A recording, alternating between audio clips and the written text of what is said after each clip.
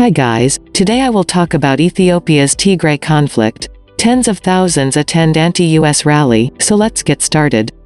More than 10,000 people have attended an anti-US rally in Ethiopia's capital, Addis Ababa, to denounce President Joe Biden's policy on the conflict in the country's northern region of Tigray. Mr. Biden had called for a ceasefire in the conflict, now in its 7th month. At the rally, people held placards criticizing the US while others applauded Russia's President Vladimir Putin and China's leader Xi Jinping. The Ethiopian government has come under pressure over the conflict in Tigray. Thousands of people, mostly civilians, have been killed and at least 2 million others have been displaced. The conflict began last November, when Prime Minister Abiy Ahmed ordered an attack on forces loyal to the region's former ruling party, the Tigray People's Liberation Front, TPLF, after they had overrun federal army bases.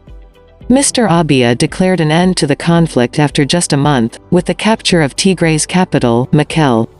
But more than half a year later, Ethiopian troops and those from neighboring Eritrea are still fighting TPLF forces.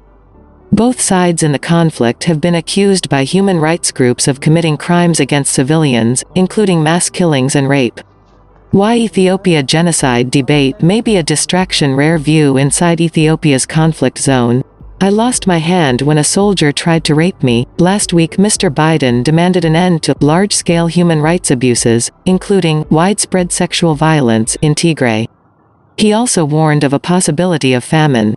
The U.S. president also said he was deeply concerned by the escalating violence and the hardening of regional and ethnic divisions in multiple parts of Ethiopia. In another development, the U.S. State Department imposed restrictions on economic and security assistance to Ethiopia over the conflict, a move that angered Mr. Abiy's government. The Foreign Ministry said the move was regrettable, that could seriously undermine U.S.-Ethiopia relations.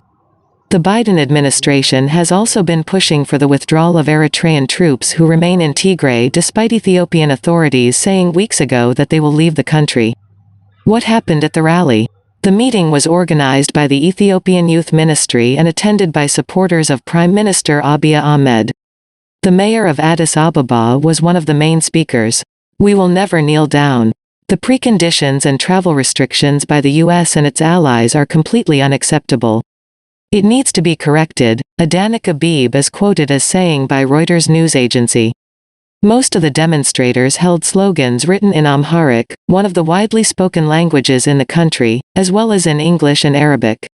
Some of them read, "Ethiopia doesn't need a guardian. We demand the US to rethink its stance on Ethiopia. We will never kneel down for external pressure." Another said, "We elect our leaders," a nod to the country's delayed election on the 21st of June. The banners praising Mr. Putin and Mr. Xi are meant to send a message to the US that Ethiopia has other powerful friends, the BBC's Kalkidan Yibeltal in Addis Ababa reports. Other rallies denouncing the US were also held in other cities including Dire Dawa, Harar and Gambela, our reporter says.